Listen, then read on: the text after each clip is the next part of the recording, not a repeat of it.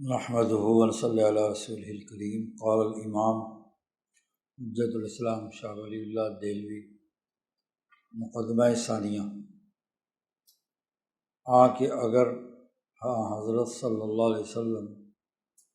تنسیس بخلیفہ فرمودہ است خلیفہ صدیق اکبر است لا غیر،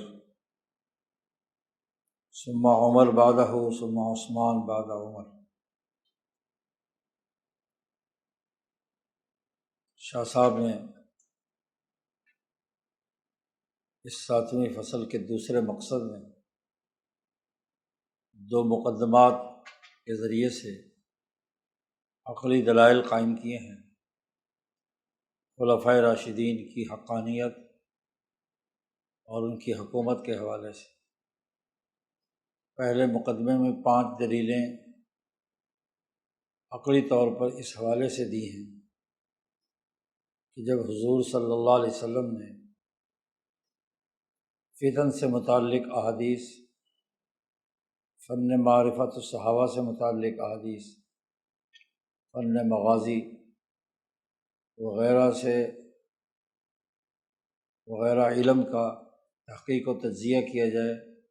تو حضور صلی اللہ علیہ وسلم بغیر اپنے جانشین یا اپنی غیر موجودگی میں کسی کو نامزد کیے بغیر آپ نے کبھی دنیا میں بھی غزوات میں شرکت نہیں کی۔ تو جب دنیا سے غیبت کبریٰ فرما رہے ہیں، دنیا سے تشریف لے جا رہے ہیں، تو یہ کیسے ممکن ہے کہ انہوں نے اپنی جگہ پر اتنی بڑے دین کے غلبے کے لیے اور خلافت کے نظام کے لیے اپنا کوئی خلیفہ قائم نہ کیا ہو؟ تو آپ نے عقلی تقاضا یہ ہے کہ آپ نے اپنی جگہ پر اس دین کو دنیا میں غالب کرنے کے لیے اپنا خلیفہ نامزد کیا ہے، خلافت کی ترتیب قائم کی ہے۔ ان تمام احادیث کا تقاضا ہے، ان کا ڈیٹا اگر اکٹھا کیا جائے، ان کا استقراء کیا جائے تو اس سے یہ حقیقت واضح ہوتی ہے۔ دوسرا مقدمہ اس حوالے سے ہے کہ جب یہ بات طے ہو گئی کہ آپ صلی اللہ علیہ وسلم نے اپنے ان ذمہ داریوں کو پورا کرنے کے لیے خلافت کی ذمہ داریوں کو خاص طور پر کوئی نہ کوئی خلیفہ ضرور نامزد کیا ہے، تو اب عقلی تقاضا یہ بھی ہے کہ آپ صلی اللہ علیہ وسلم نے اپنے بعد حضرت صدیق اکبر کو خلیفہ بنایا، صدیق اکبر کے بعد عمر فاروق کو بنایا، اور عمر فاروق کے بعد عثمان غنی کو بنایا۔ یہ بھی عقلی طور پر لازمی اور ضروری ہے۔ اس کے ثبوت کے لیے شاہ صاحب نے یہ دوسرا مقدمہ قائم کیا ہے۔ چنانچہ فرماتے ہیں دوسرا مقدمہ یہ ہے کہ اگر حضرت صلی اللہ علیہ وسلم نے اپنے خلیفہ کی نص یعنی سرکاری حکم جاری کیا ہے، اپنی جگہ پر ایک خلیفہ نامزد کرنا عقلی تقاضا ہے، تو پھر یہ بات طے شدہ ہے کہ وہ خلیفہ جو آپ صلی اللہ علیہ وسلم کے بعد بنے وہ سب سے پہلے صدیق اکبر ہیں، ان کے بعد حضرت عمر فاروق ہیں، اور حضرت عمر فاروق کے بعد حضرت عثمان غنی ہیں۔ شاہ صاحب کہتے ہیں دلیلش کے اس بات کی دلیل، عقلی دلیل یہ ہے کہ یہ بات تو تمام مخالف اور موافق تواتر کے ساتھ تسلیم کرتے ہیں کہ صدیق و فاروق و ذو النورین تینوں حضرات اس کرۂ ارض کے عظیم ترین بادشاہان میں سے تھے۔ دنیا کا کوئی مجہول سے مجہول انسان بھی اس کا انکار نہیں کر سکتا کہ دنیا میں ان 3 آدمیوں نے حکمرانی کی ہے۔ اس کو پسند ہو یا نہ پسند ہو، مسلم ہو یا کافر ہو، دنیا کے کسی بھی خطے میں رہنے والا کوئی تاریخ جاننے والا اس حقیقت کا انکار نہیں کر سکتا 632 میں حضور صلی اللہ علیہ وسلم کے بعد دنیا میں ابو بکر صدیق نام کا ایک فرد حکمران رہا۔ ان کے 2 سال کے بعد حضرت عمر فاروق 10-12 سال تک پوری دنیا میں انہوں نے حکمرانی کی ہے، بلکہ پوری دنیا میں کی ہے، بادشاہ زمین تھے کیسر و کسریٰ کو شکست دینے کے بعد۔ اور یہ بات بھی دنیا کے تمام انسان مانتے ہیں، معلوم ہے انہیں کہ حضرت عثمان ذو النورین عمر فاروق کے بعد انہوں نے بھی 10-12 سال حکومت کی ہے۔ کوئی مجنون اور پاگل ہی ہوگا جو یہ کہے کہ یہ 3 حضرات حکمران نہیں رہے۔ تو حکمرانی ان تینوں حضرات کی تو طے شدہ ہے، تواتر کے ساتھ تمام آیات، احادیث، تاریخ اور دنیا بھر کے تمام مذاہب و اقوام عالم کے مطابق یہ 3 آدمی دنیا کے حکمران رہے ہیں۔ بادشاہان زمین بودن و فرما روائی میں کردن، انہوں نے حکمرانی دنیا بھر میں کی ہے۔ و مردما ہما بے ایشاں معاملہ رعیت بخلیفہ بجا میں آوردن، اور تمام دنیا انسانیت نے ان کے ساتھ جو معاملہ کیا ہے وہ یہ کہ وہ جیسے بادشاہ کا ایک رعایا ہوتی ہے، ایسے ہی دنیا کے انسان ان خلفاء کے رعایا کے طور پر، یعنی ان کی فرما برداری کر کے، ان کی اتباع کر کے انہوں نے زندگی بسر کی۔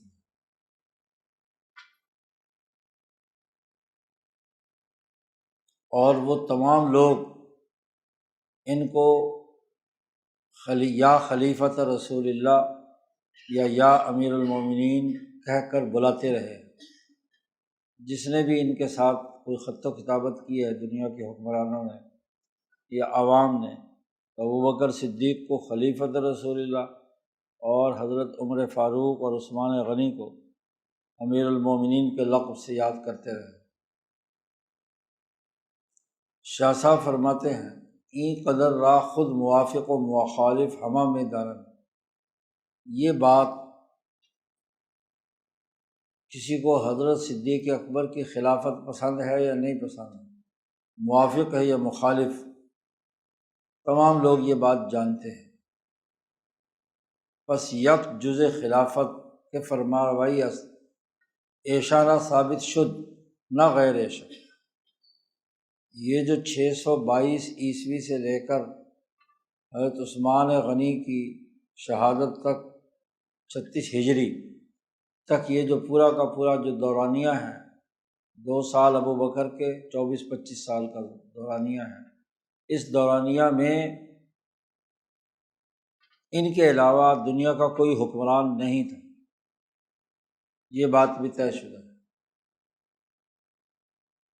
نہ غیر ایشا۔ پس از غیر این مسمین اس میں خلافت منتفی شد، عقلی طور پر، تاریخی طور پر یہ بات ثابت ہے کہ اس دورانیے میں 25 سال کے تقریباً کسی اور کو خلیفہ کے لقب سے نہیں یاد کیا جاتا، کوئی حکمران نہیں تھا، نہ حضرت علی رضی اللہ تعالیٰ عنہ، نہ کوئی اور دنیا کا بادشاہ یا کوئی حکمران۔ اس پورے 25 سال میں جو حکمران رہے ہیں وہ صرف اور صرف یہ 3 حضرات یکے بعد دیگرے رہے ہیں۔ اب گفتگو اس تناظر میں ہوگی، گفتگو سنی و شیعہ درا است، گفتگو 2 جماعتوں کے درمیان صرف اس حوالے سے ہے کہ ایشا درا دریں فرما روائی مطیع بودن یا عاصی۔ سوال یہ ہے کہ یہ حکمرانی تو رہی ہے، تو کیا اس حکمرانی میں یہ تینوں حضرات حق پر تھے یا انہوں نے دین اسلام کی تعلیمات کی اور رسول اللہ صلی اللہ علیہ وسلم کی باتوں کی خلاف ورزی کی؟ یہ نبی اکرم صلی اللہ علیہ وسلم کے مطیع تھے یا آپ صلی اللہ علیہ وسلم نے کسی اور کو خلیفہ مقرر کیا تھا اور انہوں نے اس کی خلاف ورزی کی ہے؟ سوال یہ ہے صرف۔ حکومت کے ہونے، حکمرانی کے ہونے میں تو کوئی اختلاف نہیں ہے۔ اختلاف کی ذرا ذرا سوال عقلی طور پر یہ اٹھایا جا سکتا ہے کہ یہ اپنی حکمرانی کے دورانیے میں مطیع تھے یا عاصی تھے۔ شارع بخلافت ایشا نس کردہ بود یا بخلافت دیگرے، یا یہ سوال اٹھایا جا سکتا ہے کہ کیا نبی اکرم صلی اللہ علیہ وسلم نے ان تینوں حضرات کی خلافت کے بارے میں کوئی نص جاری کی تھی یا کسی اور کو خلیفہ مقرر کیا تھا اور انہوں نے نعوذ باللہ خلاف ورزی کی؟ یہ سوال ہو عقلی طور پر اٹھایا جا سکتا ہے۔ یا بر خلافت ہیچ کس نس نہ فرمود، یا یہ کہ کسی کی بھی رسول اللہ صلی اللہ علیہ وسلم نے خلافت کا تقرر نہیں کیا تھا، یہ ہو سکتا ہے۔ پس میں گوئم، اب اگر یہ سوال سامنے آیا ہے تو اس سوال کے حل کرنے کے لیے ہم یہ کہتے ہیں کہ اگر نص شارع برہمی عزیزان بود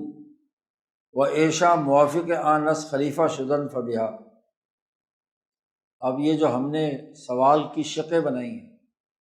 کہ اگر رسول اللہ صلی اللہ علیہ وسلم نے ان معزز لوگوں کو، تینوں لوگوں کو خلیفہ مقرر کیا ہے، نص جاری ہوئی ہے، اور انہوں نے اس نص کے مطابق حکمرانی کی ہے، تو پھر تو کوئی بحث ہی نہیں، فبیہا، پھر تو ٹھیک ہے۔ واگر نص برائے دیگرے بود، اور اگر حضور صلی اللہ علیہ وسلم نے کسی اور کو اپنا خلیفہ نامزد کیا اور ان تینوں حضرات نے سینہ زوری سے خلافت پر قبضہ کر لیا، وہ عیشا بسینہ زوری خلیفہ شدہ، تو اگر یہ بات مان لی جائے تو وہ عاصی گشتن، اور یہ گویا کہ رسول اللہ صلی اللہ علیہ وسلم کے حکم کے نافرمان قرار پاتے ہیں، در تصدی خلافت، کہ خلافت کے حصول میں انہوں نے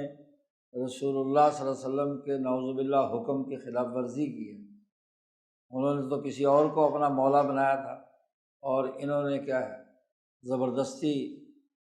لوگوں کو ساتھ ملا کر حکومت پر قبضہ کر لیا۔ تو پھر شاہ صاحب کہتے ہیں کہ قباحت ہائے بسیار لازم میں آیا، ایسی صورت میں قباحتیں، بہت ساری قباحتیں لازم آئیں گی۔ حکمرانی کے ہونے میں تو کوئی شک نہیں کہ یہ حکمران تھے، اب تو سوال یہ ہے کہ یہ حکمرانی ان کی جائز تھی یا نعوذ باللہ ناجائز تھی۔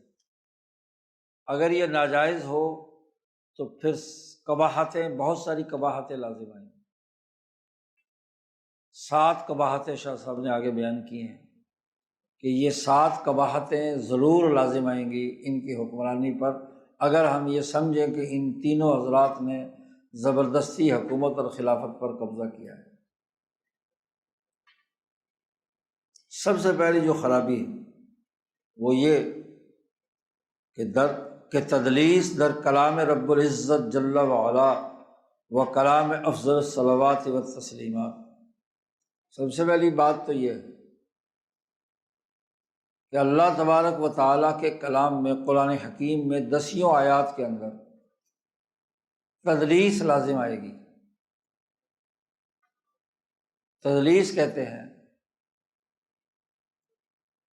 روایات اور احادیث جو بیان کی جاتی ہیں ان میں جو راوی تدلیس کرتا ہے، یہ ایک اصطلاح ہے علم اسماء الرجال کی۔ مدلس وہ قرار پاتا ہے کہ جو کسی فرد کے اندر کوئی عیب ہو،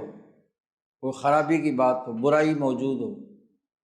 اور اس برائی کو چھپایا جائے۔ اس کا تعلق کاروبار اور لین دین میں بھی ہے کہ مال بیچنے والا مال کے اندر عیب موجود ہے، وہ اس کو چھپا کر بیچ رہا ہے، اس کو کہتا ہے بہت اچھا ہے، بلکہ قسمیں اٹھاتا ہے کہ یہ بڑا اچھا مال ہے، خرید لو، اتنے میں تو ملے گا ہی نہیں، حالانکہ اس میں کوئی نہ کوئی عیب ہوتا ہے۔ تو اللہ تبارک و تعالیٰ کے کلام میں تدلیس لازم آئے گی کہ انہوں نے ان تینوں حضرات کی تعریف کی اللہ پاک نے، اور ان لوگوں کی اگر آخری زندگی بالفرض ایسی تھی کہ انہوں نے حضور صلی اللہ علیہ وسلم کے حکم کی خلاف ورزی کی اور اللہ تعریف کر رہا ہے، تو اس کا مطلب نعوذ باللہ یہ کہ اللہ پاک نے ان کے عیبوں کو چھپایا ہے، اور یہ بات کلام اللہ کے اندر تدلیس ہوئی ہو، یہ بات انتہائی کبیح ترین ہے، جس کا تصور بھی نہیں کیا جا سکتا کہ اللہ تبارک و تعالیٰ اپنے کلام میں کسی کے عیب چھپائے، جس کے اندر جو خرابی ہے وہ خرابی بیان کر دیتا ہے۔ منافقین کے اندر جو خرابی تھی وہ بیان کر دی قرآن پاک میں، جس کے اندر جو حقیقت ہے وہی بیان کرتا ہے قرآن۔ تو اگر یہ بات مان لی جائے کہ ان تینوں حضرات نے حکومت جیسے معاملے میں سینہ زوری کے ساتھ قبضہ کیا ہے، تسلط کیا ہے، حضور صلی اللہ علیہ وسلم کے حکم کی خلاف ورزی کی ہے، تو اس کے نتیجے میں تو خود کلام رب العزت کے اندر تدلیس لازم آئے گی۔ اور پھر اسی طریقے سے ابو بکر صدیق، عمر فاروق، عثمان غنی کے بارے میں رسول اللہ صلی اللہ علیہ وسلم نے جو کلمات ادا فرمائے ہیں، مثلا یہ کہا ہے کہ ان دونوں حضرات کی اقتدا کرنا میرے بعد، ابو بکر و عمر کی، تو کیا حضور کو یہ نہیں پتہ تھا کہ میرے بعد یہ دونوں جو ہیں نعوذ باللہ بگڑ جائیں گے اور خلافت پر قبضہ کر لیں گے؟ تو پھر اقتدا کی بات کیوں کی؟ اس کا مطلب ہے کہ رسول صلی اللہ علیہ وسلم نے ان کا عیب چھپایا۔ تو ایک بڑی قباحت تو یہ ہے کہ اللہ کے کلام میں بھی تدلیس اور رسول اللہ صلی اللہ علیہ وسلم کے کلام میں بھی تدلیس لازم آئے گی۔ دوسری قباحت یہ ہے کہ کذب متواترات مرویہ صادق و مصدوق، جو سچی ذات نبی اکرم صلی اللہ علیہ وسلم کی ہے، الصادق المصدوق، ان سے جو روایات مروی ہیں اور وہ تواتر کے ساتھ مروی ہیں، ان کا جھوٹا ہونا لازم آئے گا۔ کذب متواترات رسول اللہ صلی اللہ علیہ وسلم، دوسری خرابی یہ نہ، تیسری بڑی خرابی یہ ہوگی کہ ساری کی ساری امت گمراہی پر جمع ہو گئی۔ اگر 5 آدمی صرف مسلمان رہ گئے اور باقی سارے کے سارے اس ظلم اور زیادتی میں، حضور صلی اللہ علیہ وسلم کے حکم کی خلاف ورزی میں کہ خلیفہ تو کسی اور کو بنایا تھا، اور ساری کی ساری امت جمع ہو گئی، ہاں جی، ان تینوں حضرات کی حکمرانی کو مان لینے میں، تو پوری امت گویا کہ گمراہ ہو گئی۔ تیسری خرابی ہے اجماع امت مرحومہ بر ضلالت۔ چوتھی بات یہ ہے کہ ارتفاع امن از احکام شرع۔ اگر یہ بات مان لی جائے، 3 حضرات کی خلافت کو غلط تسلیم کر لیا جائے، تو پھر شریعت کے تمام احکامات میں جو محفوظ ہونے کا دعویٰ ہے وہ ختم ہو جائے گا، کہ اگر کسی شرعی حکم پہ ان کے خاص وزیر اور مشیر عمل نہیں کر رہے، تو پھر باقی احکامات کے بارے میں کیا سوچا جا سکتا ہے کہ ان کی کیا حیثیت؟ چوتھی خرابی ہے۔ 5ویں خرابی عدم قیام حجت تکلیف بچیز از احکام برہیچ یا کذمت۔ شرعی احکامات کی پابندی، کسی چیز میں سے، شریعت کے احکامات میں سے، امت کے کسی آدمی، عام ایک آدمی پر بھی حجت قائم نہیں ہو سکتی۔ اس کو پابند بنایا گیا تھا شریعت کا اور اس نے یہ بات نہیں مانی، اگر اس کی خلاف ورزی ابو بکر و عمر و عثمان کریں تو کسی پر کیا حجت ثابت کی جا سکتی ہے کہ وہ کہے کہ میں شریعت کو نہیں مانتا؟ ہاں جی، تو کوئی حجت نہیں قائم کی جا سکتی۔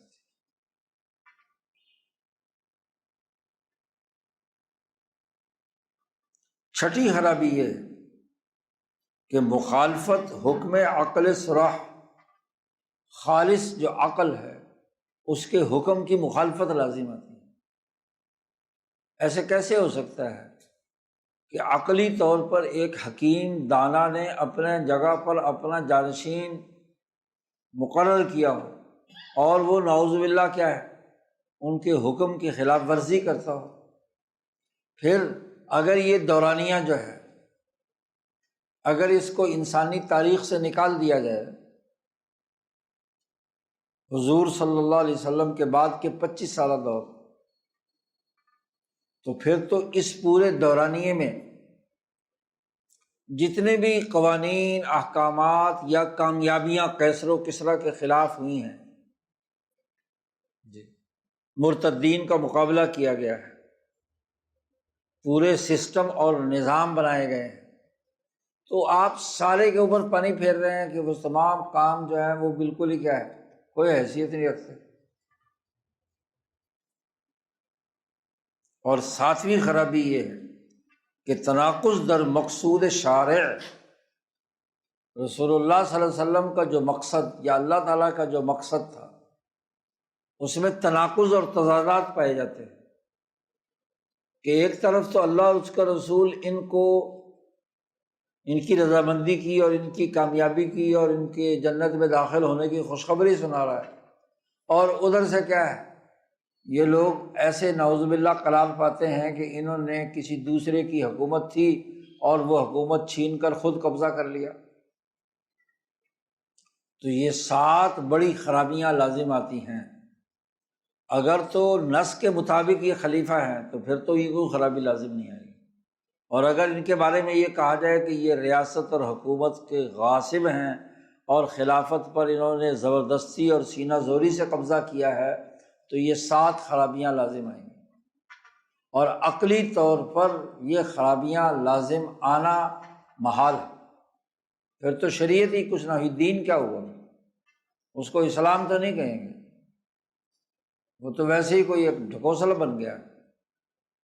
تو اسلام کی بنیادیں ہل جاتی ہیں اگر ہم ان تینوں کی خلافت کو عقلی طور پر تسلیم نہ کریں۔ اب شاہ صاحب نے ان 7 خرابیوں کو پوری تفصیل اور دلائل کے ساتھ واضح کیا ہے، ترتیب بار ہر ایک خرابی کو ثبوت کے ساتھ پیش کیا ہے کہ یہ خرابیاں لازم آتی ہیں، یہ ان کے دلائل ہیں۔ سب سے پہلی خرابی شاہ صاحب نے بیان کی تھی کہ اللہ کے کلام میں تدلیس لازم آئے گی اور رسول اللہ کے کلام میں تدلیس لازم آئے گی، کہ وہ عیب چھپا رہے ہیں ان تینوں خلفاء کے۔ شاہ صاحب یہاں سے آغاز کرتے ہیں ان 7 خرابیوں کی تفصیلات کا۔ اما تدلیس در کلام رب العزت بر تقدیرے کے ایشا عاصی باشد در خلافت ازاں جہت لازم میں آئے۔ شاہ صاحب کہتے ہیں اللہ تعالیٰ کے کلام میں تدلیس اس بنیاد پر کہ اگر ہم ان تینوں حضرات کو اللہ کا نافرمان سمجھیں خلافت کے معاملے میں، تو سب سے پہلی بات ازاں جہت لازم میں آیا۔ اس پہلو سے یہ تدلیس لازم آئے گی کہ در قرآن عظیم بشارت بہشت و مدح و ثنا، در اخبار برضائے اہل بیت شجرہ و سابقین اولین از مہاجرین و انصار آمدہ است۔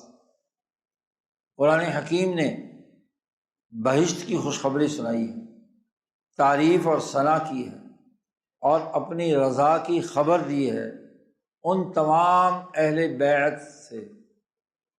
جنہوں نے صلح حدیبیہ کے موقع پر درخت کے نیچے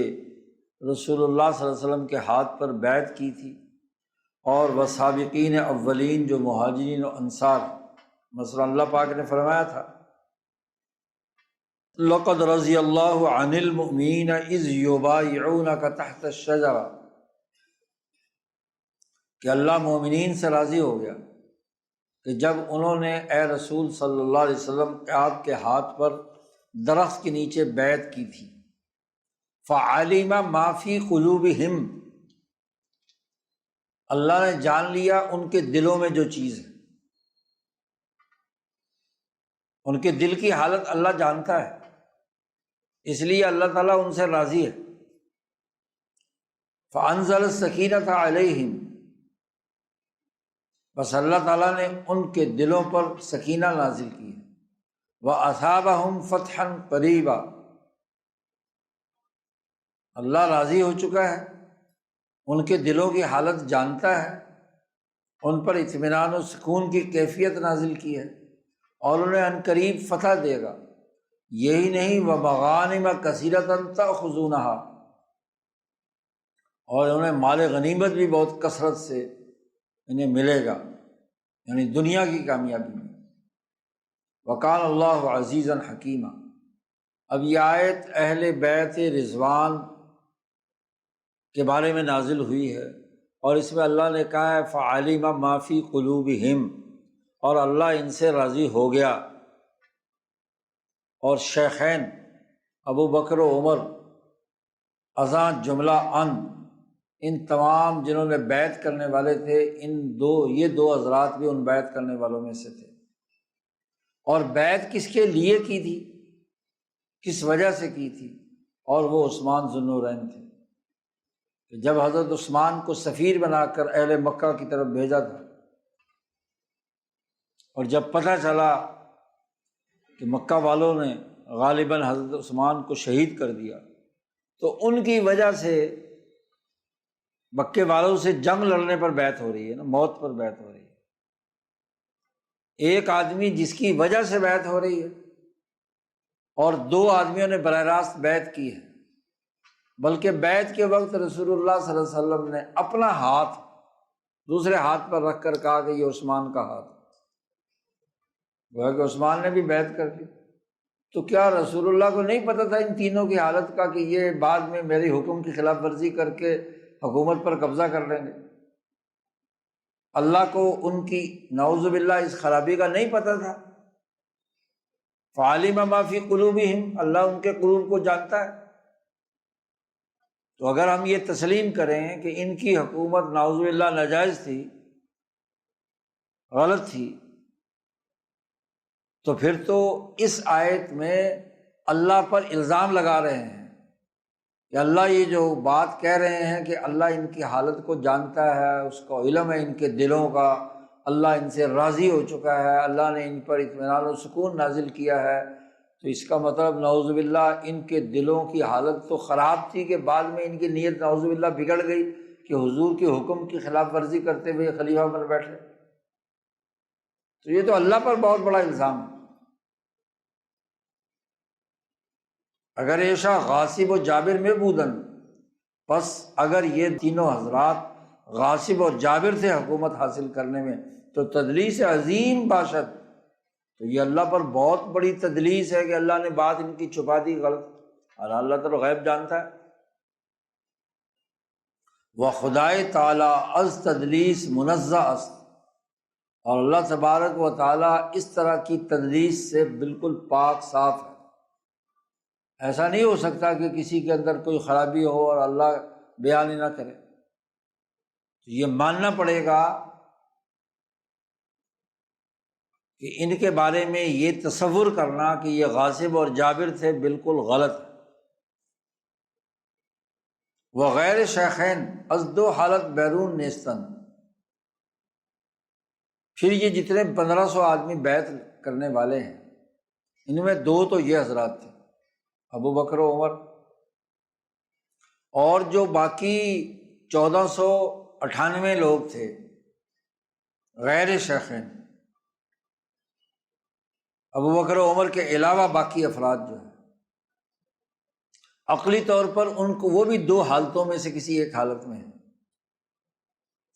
یا اعانت نمودن یا سکوت ورزیدن، کہ دو آدمی غصب کے ساتھ حکومت پر قبضہ کر رہے ہیں، تو انہوں نے باقی 1400-1500 نے ان دونوں کی اعانت کی ہے، ان کے ہاتھ پر بیعت کی ہے، ان کو خلیفہ تسلیم کیا ہے، بلکہ خود حضرت علی نے کیا ہے۔ یا انہوں نے ان کی اعانت کی ہے، ان کے ہاتھ پر بیعت کی ہے، یا خاموشی اختیار کی ہے۔ اگر اعانت کی ہے اور اگر یہ تینوں حضرات نعوذ باللہ غلط تھے، تو پھر تو سارے کے سارے جن کے بارے میں اللہ نے کہا ہے کہ اللہ ان سے راضی ہو گیا، تو پھر تو اللہ کے کلام میں تمام صحابہ کے حوالے سے کیا ہے، عیب لگانے کی بات آئے گی۔ اگر اعانت کردن ہما ظالم و فاسق باشد، اگر انہوں نے تعاون کیا ہے تو پھر سب کے سب ظالم اور فاسق، زیرا کہ اعانت ظالم ظلم است، اس لیے کہ ظالم کی مدد کرنا، تعاون کرنا، یہ تو خود ظلم ہے۔ اللہ پاک نے فرمایا ہے کہ احشروا الذین ظلموا وازواجہم، ظالموں کو بھی جمع کر لو اور ان کی جو مدد کرنے والے ہیں، ازواج ہیں، معاونین ہیں، ان کو بھی جمع کر لو جہنم میں۔ اور اگر باقی صحابہ نے سکوت اختیار کیا ہے تو پھر سکوت کی بھی دو شکیں ہیں۔ ان حضرات کی حکومت کے خوف اور ڈر سے چھپ کر انہوں نے سکوت اختیار کیا کہ جی حکومت کے مقابلے میں ہم مجبور ہیں، یا بغیر خوف۔ اگر بغیر خوف بود، بغیر کسی خوف کے، تو پھر تو اپنے ارادے سے نافرمان ہے، اما عاصی شدہ۔ وہ اگر خوف بود، خوف در جمیع مہاجرین و انصار و اہل بیت رضوان، یا اکثر ایشاں بود یا قلیل از ایشاں، عقلی شکے بیان کریں نا، کیونکہ عقلی باتیں ہو رہی ہیں یہاں۔ اگر خوف تھا تو یہ خوف تمام مہاجرین و انصار میں اور اہل بیت رضوان میں تمام میں ہوا، یا اکثر ان میں ہوا، یا ان کے تھوڑوں میں ہوا۔ اگر تمام میں یہ خرابی پیدا ہوئی، جمیع رابود، یا اکثر، این مقدمہ باطل است بالبداہت، کیونکہ اس میں تو خود حضرت علی بھی شامل ہیں، تو پھر تو سرے سے دین کی کوئی بات ہی نہیں رہی۔ جس کو تم کہتے ہو کہ حضور نے خلیفہ بنایا ہے، تو وہ خود ان کی بیعت کر رہا ہے، ایسا ہونا تو کیا ہے، بالبداہت باطل ہے۔ زیرا کہ چوں مہاجرین یا اکثر ایشام بر صرف خلافت الشیخین کمر بستند، کمر میں بستند، استخلاف ایشاں صورت نمے بست، اگر سارے کے سارے خاموشی اختیار کریں تو پھر تو یہ دونوں حضرات خلیفہ ہی نہیں بن سکتے تھے عقلی طور پر، کیونکہ اگر سب کے سب خاموش ہیں اور کسی نے ان کی بیعت نہیں کی یا اکثریت نے بیعت نہیں کی، تو پھر تو کیا ہے، خلیفہ کیسے بن گئے، حکمران کیسے بن گئے۔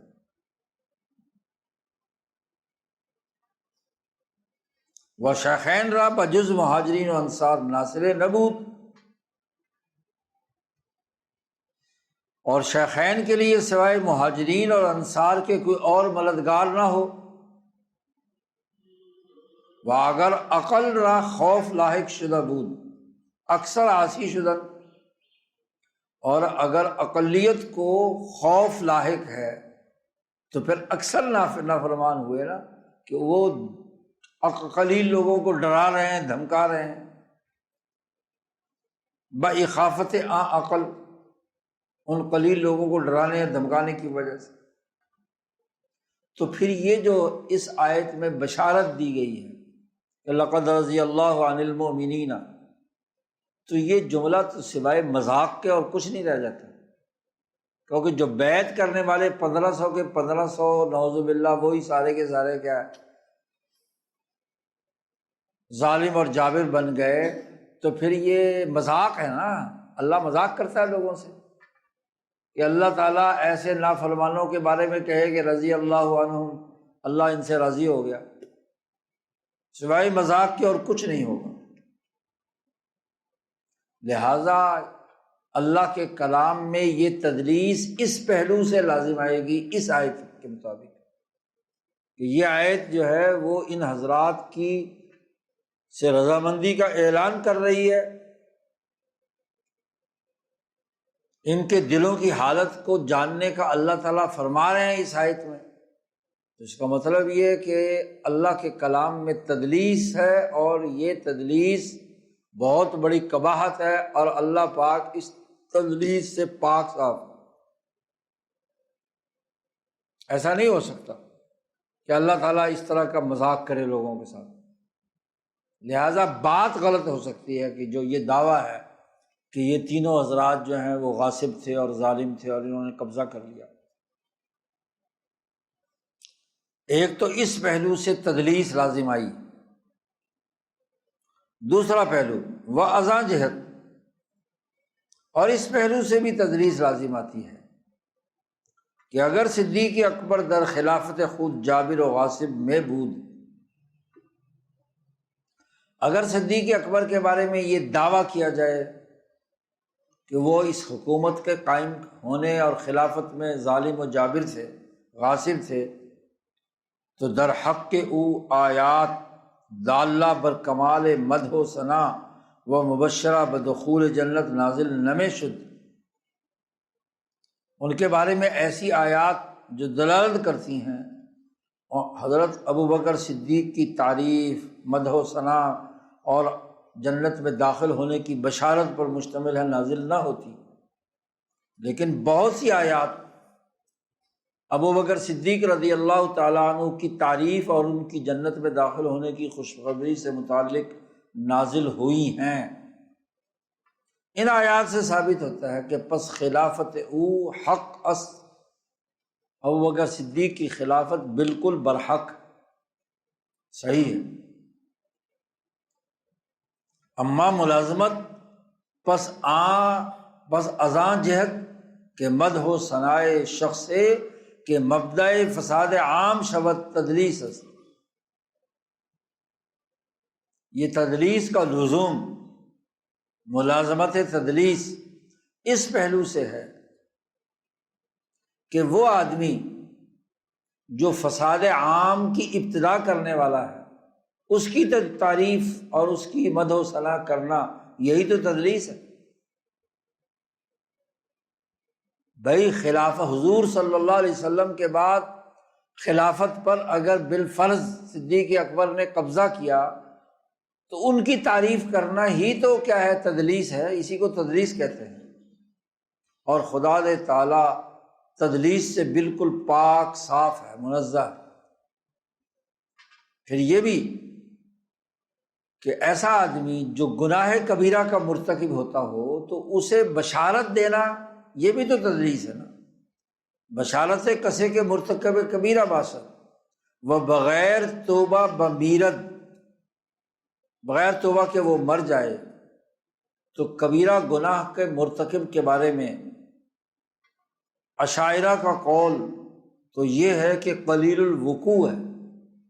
بہت کم ایسا ہوتا ہے، اور معتزلہ کے ہاں تو ممتنع الوجود ہے، ایسا ہو ہی نہیں سکتا۔ دونوں صورتوں میں در تنویح امر وے بغیر بیان جلیت الحال تدلیس عظیم است۔ ابوبکر صدیق کی عظمت پر جتنی بھی گفتگو کی گئی ہے تو اس صورت میں تو بڑا عیب چھپانے کا عمل لازم آئے گا، اللہ تبارک و تعالیٰ پر الزام لگے گا۔ شاہ صاحب فرماتے ہیں وہ اگر شارع قصہ از قصص بنی اسرائیل ذکر فرمائے وہ انکار برآں نہ کند دلیل باشد بر جواز آنکار، یہ قانون ہے کہ شارع علیہ السلام، اللہ تبارک و تعالیٰ یا رسول اللہ صلی اللہ علیہ وسلم بنی اسرائیل کے قصوں میں سے کوئی قصہ بیان فرمائیں اور اس پر تنقید نہ کریں اور انکار نہ کریں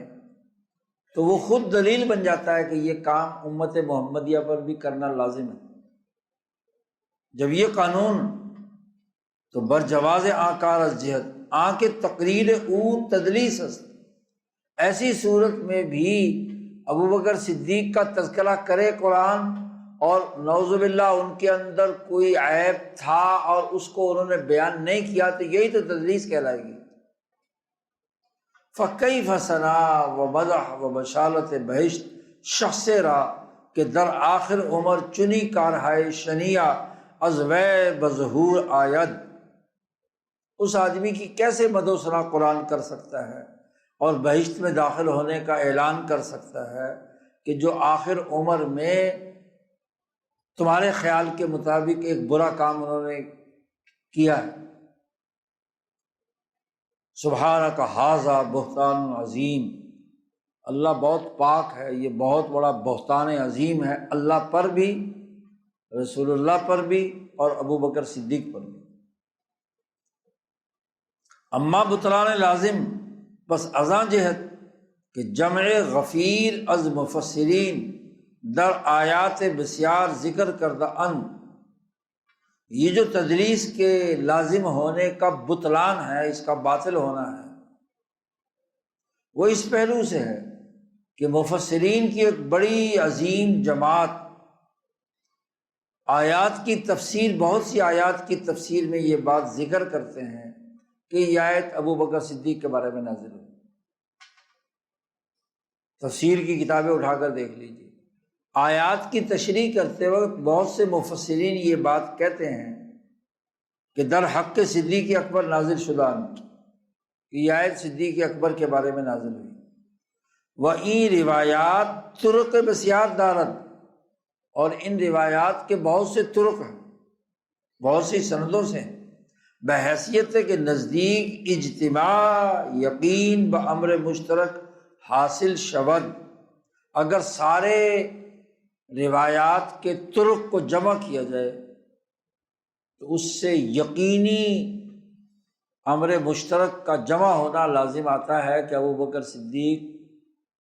کا اس آیت کا مصداق ہونا یقینی ہے۔ صدیق اکبر تو ان آیات کے اندر ضرور، اگر کسی سچے کے بارے میں بھی آیت آئی ہے تو اس کے اندر صدیق اکبر تو قطعی طور پر داخل ہے۔ در بعض آیات بجز روایات سلف قرائن بسیار یافتہ میں شود کہ سبب نزول حضرت صدیق اکبر بوداست، اور بعض آیات سے تو یہ بات روایات کے علاوہ بھی معلوم ہے کہ وہ اس کے نزول کا سبب صدیق اکبر رضی اللہ تعالیٰ عنہ۔ اب یہاں سے شاہ صاحب نے ان آیات کا تذکرہ کیا ہے کہ جو صدیق اکبر کے بارے میں نازل ہوئی ہیں، تو نعوذ باللہ ان تمام آیات کا انکار لازم آئے گا اگر ابو بکر صدیق کے بارے میں یہ تصور کیا جائے کہ انہوں نے غلط طور پر خلافت پر قبضہ کیا ہے۔ پہلی آیت، الا تنصروہ فقد نصرہ اللہ، اگر تم لوگو رسول اللہ صلی اللہ علیہ وسلم کی نصرت اور مدد نہیں کرو گے تو فقد نصرہ اللہ، تو اللہ نے رسول اللہ صلی اللہ علیہ وسلم کی مدد کی تھی اس وقت کہ اذ اخرجہ الذین کفروا، جب مکے کے کافروں نے انہیں مکے سے نکالا تھا، اور ان کے ساتھ ثانی اثنین، ایک دوسرا تھا، دو میں سے ایک دوسرا بھی ساتھ تھا، اذ ہما فی الغار، جب وہ دونوں اس غار میں تھے، غار ثور میں، اذ یقول لصاحبہ، جب رسول اللہ صلی اللہ علیہ وسلم نے اپنے ساتھی سے کہا تھا کہ لا تحزن ان اللہ معنا، اللہ ہمارے ساتھ۔ تو ان دو آدمیوں میں سے یقینی طور پر دوسرا آدمی کون تھا؟ ابو بکر صدیق۔ شاہ صاحب کہتے ہیں وہ صاحب در غار باتفاق موافق و مخالف غیر صدیق نبود، تمام لوگ موافق اور مخالف بھی اس بات پر اتفاق رکھتے ہیں کہ یہ غار ثور کے اندر حضور صلی اللہ علیہ وسلم کے ساتھ صدیق اکبر کے علاوہ کوئی نہیں تھا، سب لوگ تسلیم کرتے ہیں۔ تو ان کے بارے میں کتنی واضح آیت ہے کہ ان اللہ معنا۔ اب یہ آیت واضح اور دو ٹوک مخالف بھی تسلیم کرتا ہے کہ ابو بکر صدیق غار میں حضور کے ساتھ تھے، اور ان کے بارے میں رسول اللہ صلی اللہ علیہ وسلم نے کہا ان اللہ معنا، اللہ ہمارے ساتھ ہے۔ تو اللہ جس کے ساتھ ہو اللہ اس کی تعریف کرتا ہو۔ اور نصرہ اللہ اذا اخرجہ الذین کفروا، وہ نصرت کیا تھی؟ جب نکالا انہیں تو ان کے ساتھ نصرت کرنے والا کون تھا؟ ابو بکر صدیق۔ پہلی یہ آیت جو واضح اور دو ٹوک پر، کوئی اس میں یہ نہیں کہتا کہ یہاں صاحب غار کوئی اور تھا، تعریف کی اللہ تعالیٰ۔ دوسری آیت وَلَا يَأْتَلِ أُولُو الْفَضْلِ مِنْكُمْ وَالسَّعَةِ أَنْ يُؤْتُوا أُولِي الْقُرْبَى وَالْمَسَاكِينَ وَالْمُهَاجِرِينَ فِي سَبِيلِ اللَّهِ۔ یہ آیت واضح طور پر ابو بکر صدیق کے بارے میں نازل ہے۔ قصہ واقعہ افک جو حضرت عائشہ صدیقہ پر جھوٹے الزام لگائے گئے تھے، اللہ پاک نے ان کی صفائی پیش کی، اور اس میں مصطح ابن اساسہ رضی اللہ تعالیٰ عنہ جو بدری صحابی ہیں، وہ بھی اس پر پکنڈے میں آ گئے تھے۔ وہ ابو بکر صدیق کے خاندان سے تھے لیکن غریب تھے، تو ابو بکر صدیق عام طور پر انہیں، ان کی والدہ، ان کے گھر والوں کو خرچہ پانی دیا کرتے تھے، لیکن پراپگنڈا کرنے والوں میں حضرت عائشہ کے خلاف وہ بھی 40 دن تک مصروف رہے۔ جب صدیق اکبر کو یہ آیات نازل ہو کر عائشہ صدیقہ کی برات واضح ہو گئی تو انہوں نے قسم اٹھا لی کہ آئندہ میں اس مصطح کو جو ہے نا ایک ٹیڈی پیسہ نہیں دوں گا۔ ساری عمر میں نے اس کو پالا پوسا بڑا کیا، اور اب اس نے میرے خاندان کے اندر میری بیٹی کے اوپر اور حضور کی بیوی کے اوپر یہ جھوٹا الزام لگایا، جھوٹے الزام میں یہ شریک ہو گیا۔ تو اللہ نے اس پر یہ آیت نازل کی تھی کہ وَلَا يَأْتَلِ أُولُو الْفَضْلِ مِنْكُمْ وَالسَّعَةِ، کہ تم میں سے جو مالدار آدمی ہیں، جن کے پاس پیسے ہیں، وسعت ہے، وہ یہ قسم نہ اٹھائیں کہ وہ رشتہ داروں، مسکینوں اور مہاجرین کے اوپر خرچ نہیں کریں گے اللہ کے راستے میں۔ تو یہ سوائے ابو بکر کی کسی اور کو تو تنبیہ نہیں تھی اللہ کی طرف سے کہ آپ کا یہ قسم اٹھانا درست نہیں ہے، ایسی قسمیں مت اٹھاؤ۔ یعنی اس سے غلطی ہو گئی، اور جب اس نے معافی مانگ لی تو اب اس کی مدد تمہیں اسی طرح کرتے رہنے چاہیے۔ یہ آیت واضح اور دو ٹوک ابو بکر صدیق کے بارے میں نازل ہوئی۔ چنانچہ ابو بکر صدیق نے اس پر استغفار پڑھا اور قسم کا کفارہ ادا کیا، جو قسم اٹھائی تھی اس کا کفارہ ادا کیا، اور دوبارہ اسی طریقے سے مدد کرتے رہے ان کی جیسے اس سے پہلے کرتے تھے۔ تو یہ آیت بالاتفاق تمام موافق و مخالف کے نزدیک اس آیت میں اشارہ ابو بکر صدیق ہی کی طرف ہے،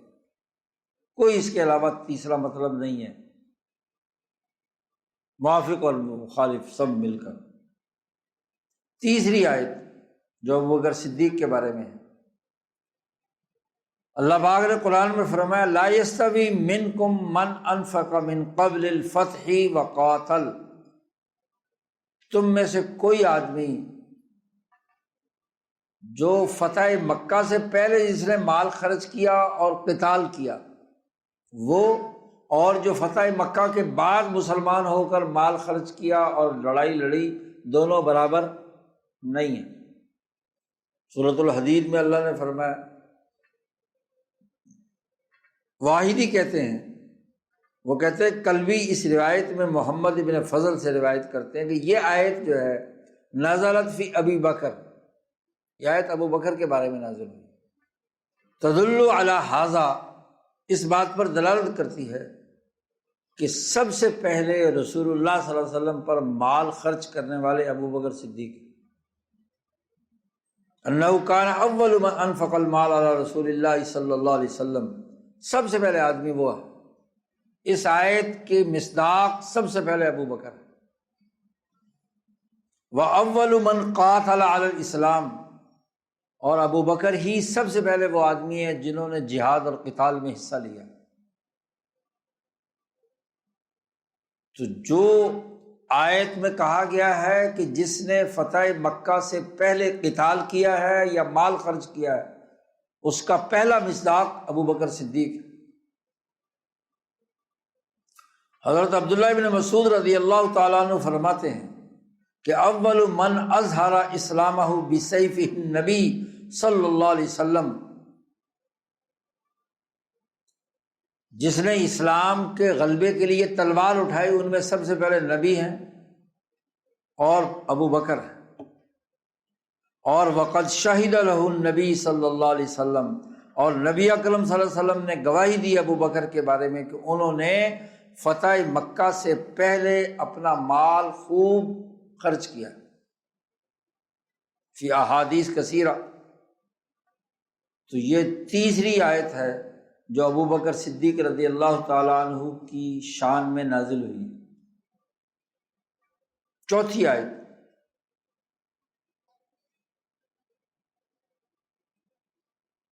اللہ نے فرمایا ہے فَإِنَّ اللَّهَ هُوَ مَوْلَاهُ وَجِبْرِيلُ وَصَالِحُ الْمُؤْمِنِينَ، کہ رسول اللہ صلی اللہ علیہ وسلم کا مولا اللہ میاں ہے، جبریل ہے اور تمام صالح المؤمنین ہیں۔ واحدی کہتے ہیں، عطا ابن رباح روایت کرتے ہیں حضرت عبداللہ ابن عباس رضی اللہ تعالی عنہما سے،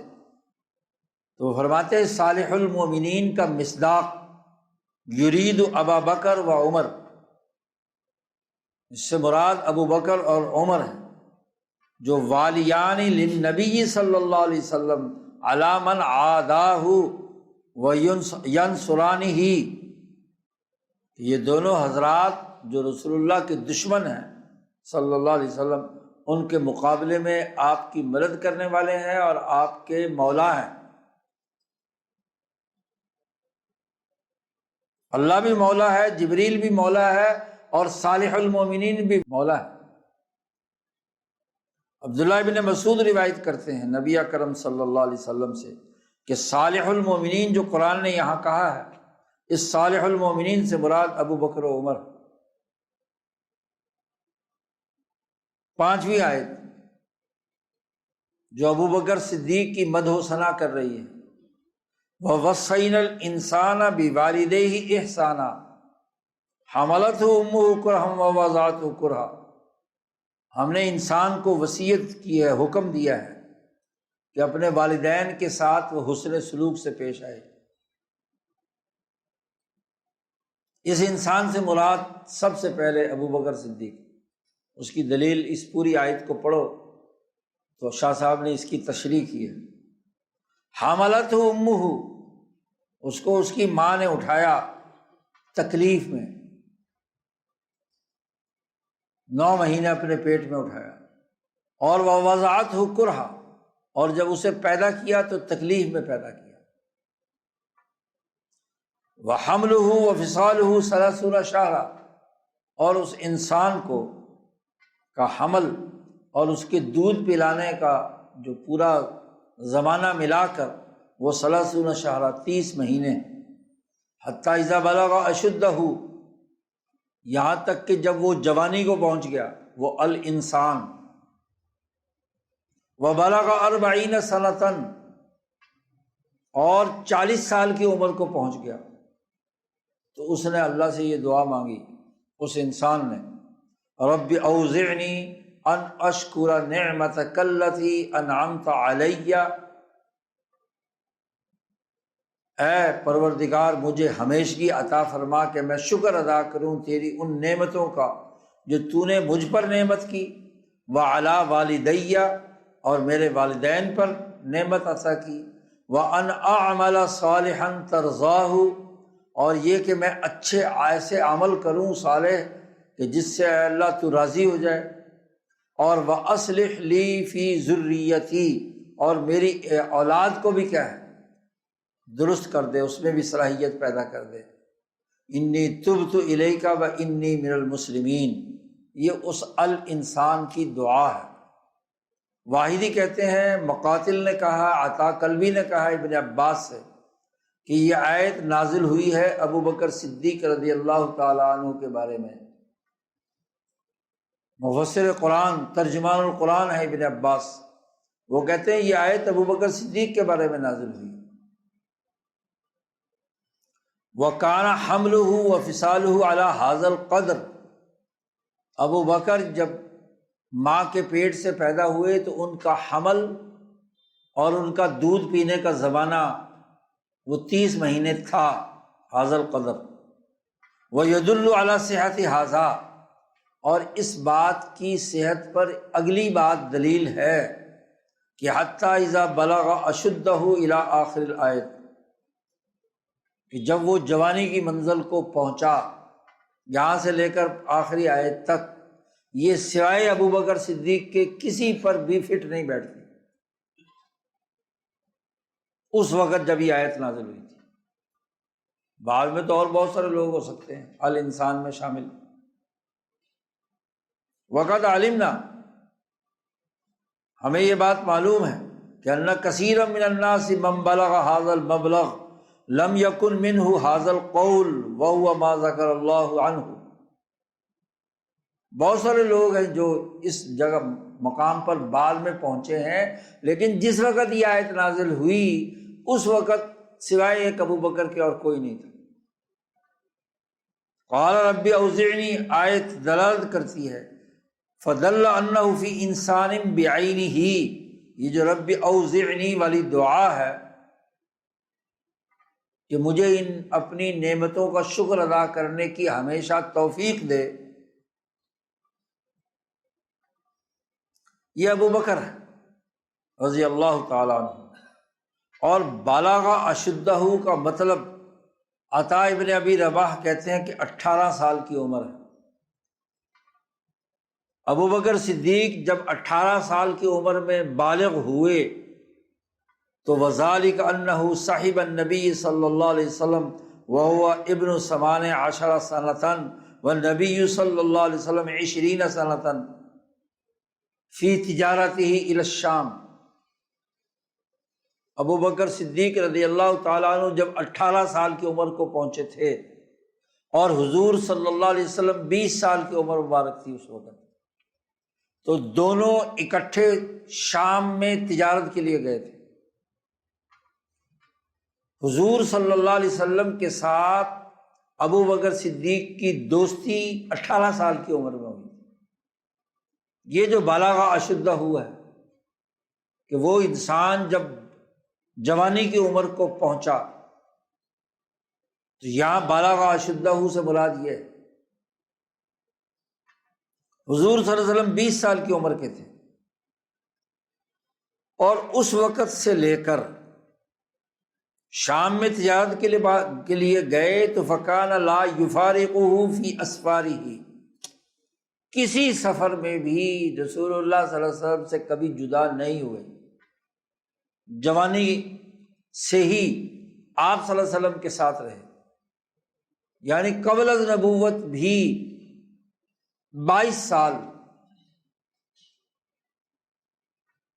22 سال حضور صلی اللہ علیہ وسلم کے ساتھ ہی رہے، اٹھنا بیٹھنا۔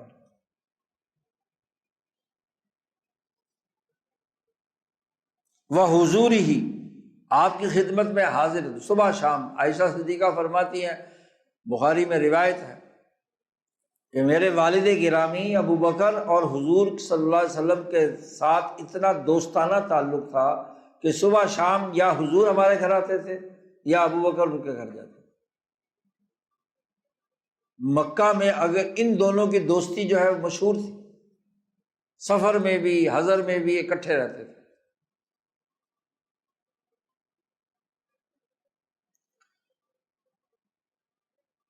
فلما بلغ 40 سنہ، اب جب 40 سال کی عمر کو پہنچے تو نبی اکرم صلی اللہ علیہ وسلم نے، ادھر نبی اکرم صلی اللہ علیہ وسلم 42 سال کے ہو گئے، 40 سال کی عمر مبارک پر آپ پر نبوت آئی ہے، تو ابو بکر صدیق رضی اللہ تعالیٰ عنہ جب 40 سال کے پہنچے اور نبی اکرم صلی اللہ علیہ وسلم نے انہیں اپنے رب کی طرف دعوت دی، تو اس وقت انہوں نے اس دعا کو قبول کیا، ہاں جی، اسلام قبول کیا، انہوں نے بھی، ان کے والدین نے بھی۔ تو وبلغ 40 سنۃ، اس وقت قال رب اوزعنی، یعنی الہمنی ان اشکر نعمتک علی بالہدایۃ والایمان۔ حضور صلی اللہ علیہ وسلم پر نہ صرف حضور صلی اللہ علیہ وسلم پر ابو بکر صدیق ایمان لائے، بلکہ ان کے والدین بھی، ابو قحافہ بھی اور ام الخیر بنت صخر بن عمر، یہ بھی کیا ہے؟ تو اس پر ابو بکر صدیق نے کہا قال ربی اوزعنی ان اشکر نعمتک التی انعمت علی وعلی والدی۔ حضرت علی ابن ابی طالب رضی اللہ تعالیٰ عنہ فرماتے ہیں اس آیت میں ابو بکر کے بارے میں یہ آیت نازل ہوئی ہے کہ یہ ابو بکر کے بارے میں کہ اسلم ابواہ جمیعاً، کہ حضرت علی فرماتے ہیں کہ ابو بکر کے والدین اکٹھے مسلمان ہوئے تھے۔ وَلَمْ يَجْتَمِعْ لِأَحَدٍ مِّنَ الصَّحَابَةِ الْمُهَاجِرِينَ أَبَوَاهُ غَيْرَهُ۔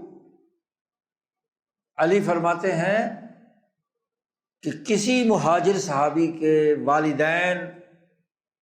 ابو بکر کے علاوہ مسلمان نہیں ہوئے تھے۔ یہ دونوں والدین جو ہیں وہ کیا ہے کہ صحابہ جتنے بھی مہاجرین ہیں ان کے والدین مسلمان ہو گئے ہوں، ایسا نہیں ہے، سوائے ابو بکر کے۔ تو یہ آیت کن کے بارے میں ذکر کر رہی ہے کہ اے اللہ تو نے جو مجھ پر ایک احسان کیا کہ میں بھی مسلمان ہو گیا، میرے والدین بھی مسلمان ہو گئے۔ اوصاہ اللہ بہما، علی فرماتے ہیں کہ اللہ نے گویا کہ اس کی وصیت کی، ان کے دل میں بات ڈالی، وَلَزِمَ ذَلِكَ مَن بَعْدَهُ وَأَنَا عَمَلَ صَالِحًا تَرْضَاهُ، اور یہ کہ میں عمل کروں ایسے اچھے جس سے اے اللہ تو راضی ہو جا۔ ابن عباس فرماتے ہیں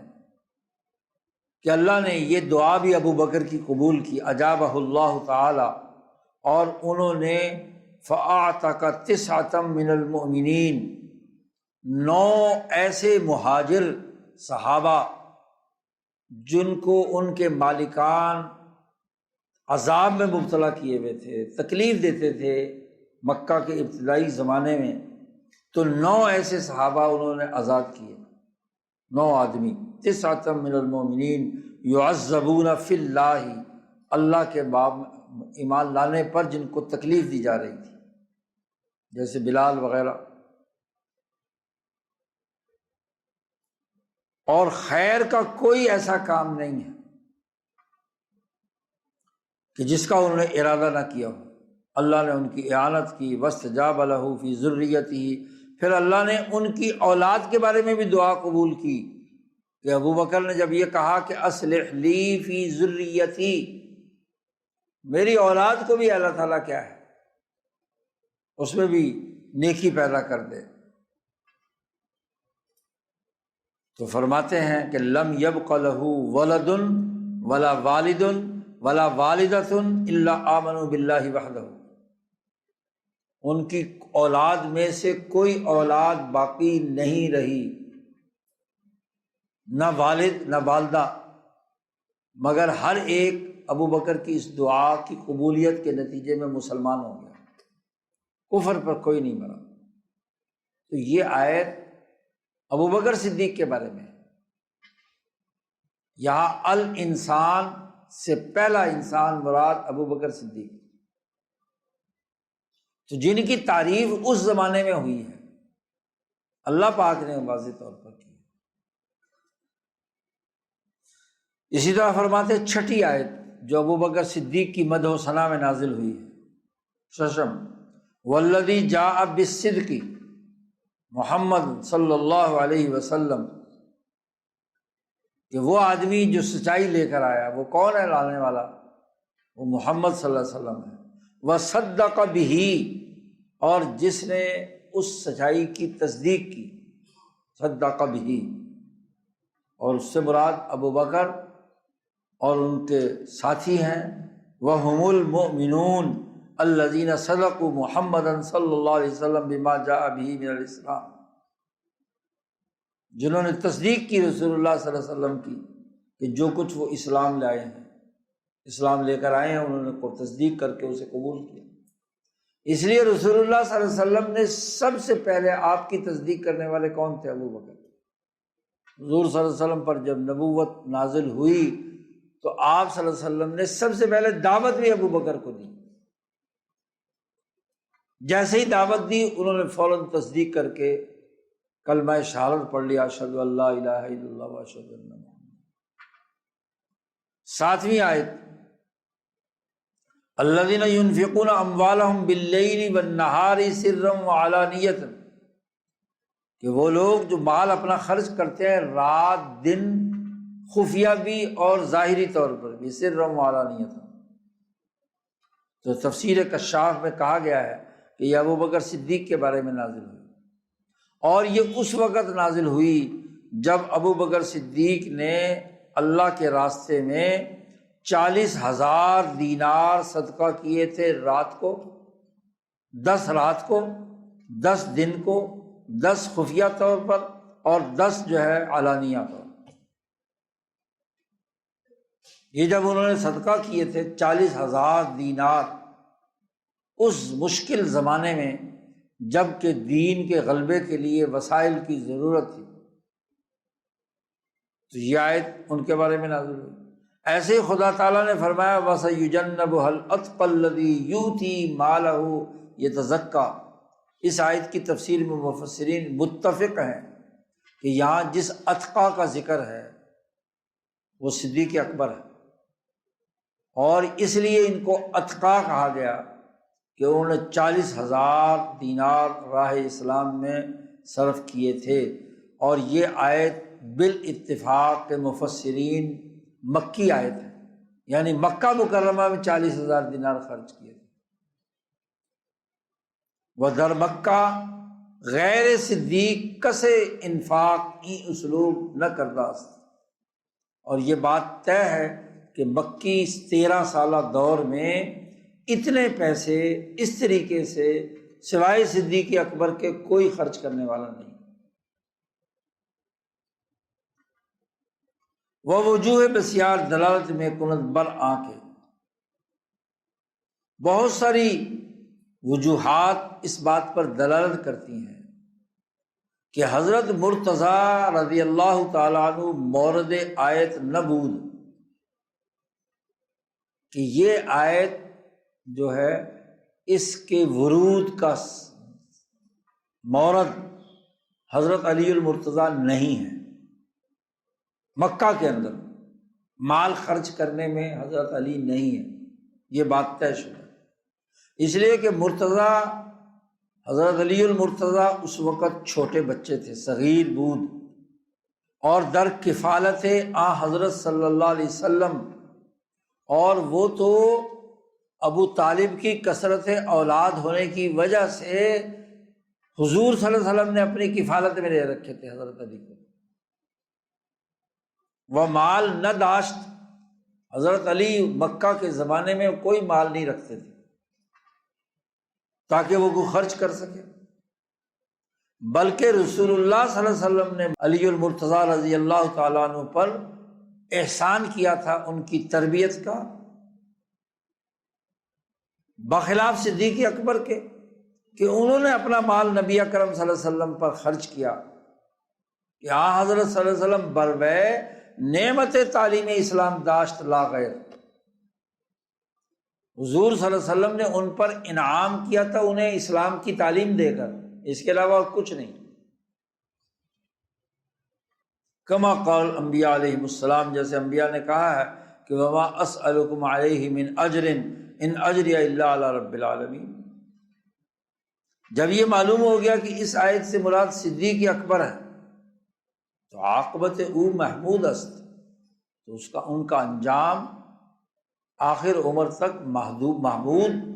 اور تعریف کرنے کے قابل ہے، کیونکہ اللہ پاک نے فرمایا ہے وَلَسَوْفَ يَرْضَىٰ، اس اتقا کے بارے میں کہ اللہ پاک ان سے راضی ہے، وَأَتْقَىٰ، اور اللہ کے ہاں وہ پسندیدہ ہے، فی الحال بھی اور فی الاستقبال بھی، اکرم ہے، اور اکرم بھی کیا، بہترین امت ہے۔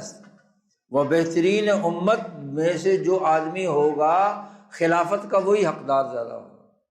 اگر موازنہ بھی کیا جائے کہ مکہ میں جو اکرم اتقا اور تصدیق کرنے والا ہے، موازنہ کیا جائے حضرت ابوبکر صدیق اور حضرت علی رضی اللہ تعالیٰ عنہ میں، تو مال خرچ کرنے والے تو ابوبکر صدیق تھے، علی تو حضور صلی اللہ علیہ وسلم کی کفالت میں تھے، چھوٹے تھے، بچے تھے ابھی۔ تو خلافت کا حقدار کون ہوگا؟ کہ جو امت میں اکرم ہو، اتقی ہو اور اصدق ہو۔ وہ اگر کسے گوید، اور اگر یہ کوئی آدمی کہے کہ یہاں جو وَسَيُجَنَّبُهَا الْأَتْقَى، جو الاتقى میں الف لام جو ہے وہ جنسی ہے، متقی ہونے کی بات ہو رہی ہے، جن سے اتقیٰ است، گویم دخول مورد نص در عموم آیت قطعی است، کہ نص جس معاملے میں جس وقت نازل ہوئی ہے تو آیت کے عموم میں وہ جو مورد جس موقع پر نازل ہوئی تو وہ تو قطعی ہے، اور وہ ابوبکر ہے، اس کے علاوہ کوئی نہیں۔ اور اگر بالفرض بقدر تنزل میں گویم، نیچے اتر کر ہم بات مان بھی لیں تو صدیق را خلافت باعتبار ظاہر حاصل بود بالاتفاق، کہ اکرم اور اتقی کے قطعی ہونے کی بنیاد پر خلافت ظاہرہ تو ضرور ابوبکر صدیق کو حاصل ہو گئی۔ بحث دلا است کہ ای خلافت حقہ بود یا نہ، خلافت ہونے میں تو کسی کو کوئی اعتراض نہیں ہے، خلیفہ تو ہیں، تم مانو یا نہ مانو، تاریخ کے اندر لکھا ہوا ہے کہ 2 سال تو ان کی حکومت ہے۔ جھگڑا جو ہماری بحث ہو رہی ہے وہ تو یہ کہ کیا یہ خلافت حقہ ہے یا نہیں۔ تو بشہادت قصہ ہے بسیار، بہت سارے قصوں کی بنیاد پر صدیق اکبر ان صفات کے متصف ہیں، چنانچہ بشارت انہی کے اوپر صادق آتی ہے، اور چاہیے کہ آخر کار وے محمود بود، ان کا آخری انجام بھی نیکی اور تعریف کیا ہوا ہونا چاہیے، اور وہ آخر کار ایسے خلیفہ جو غاصب اور جابر نہ ہوں اپنی اس خلافت میں۔ تو یہ جتنی 6-7 آیتیں بیان کی ہیں شاہ صاحب نے، چھٹی ہفتم 7-8 آیات بیان کی ہیں جو براہ راست ابوبکر صدیق کے بارے میں ہیں، تو یہ ساری آیات میں تدلیس لازم آئے گی، کہ گویا کہ اللہ نے ابوبکر صدیق میں نعوذ باللہ کوئی خرابی تھی اور وہ اللہ کو نہیں پتہ چلی، تعریفیں کیوں کر رہے ہیں۔ شاہ صاحب کہتے ہیں تدلیس اس پہلو سے بھی لازم آئے گی، واضح جہت بھی، یہ تدلیس سے متعلق باتیں چل رہی ہیں، اذان جہت کا لفظ جہاں بھی آ رہا ہے، کہ 2 آیات استخلاف کی جو آیات ہیں، یعنی ایک تو یہ وعد اللہ الذین آمنوا منکم وعملوا الصالحات، اور دوسری آیت الذین ان مکناہم فی الارض، ہر دو در یک واقعہ فرود آمدہ ان، دونوں ایک ہی پہلو سے، ایک ہی واقعے سے متعلق ہیں، مطلق یکیرا دیگر تقید میں نمائے، ایک آیت کے اندر جو مطلق بات ہے اور دوسری آیت میں جو قید بیان کی گئی ہے اس نے آ کر اس کو کیا ہے مقید کر دیا۔ وہ آنچ اظہر دو حاصل شد، ان دونوں آیتوں کا خلاصہ یہ ہے کہ استخلاف مہاجرین اولین است،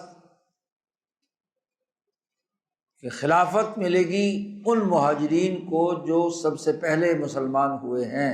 وہ مدح خلافت ایشاں و بیان آنکھے اگر تمکین فی الارض نصیب ایشاں گردت لابد جز دیگر کہ بآ خلافت راشدہ شود، یہ اولین مہاجرین جب بھی کیا ہے ان کی خلافت قائم ہوگی اور انہیں زمین میں قدرت حاصل ہوگی تو وہ یہ کام کریں گے۔ اس کا مطلب ہے کہ ان کی حکومت قائم ہوئی تو یہ خلافت راشدہ تھی، یہ خلافت جابرہ نہیں تھی۔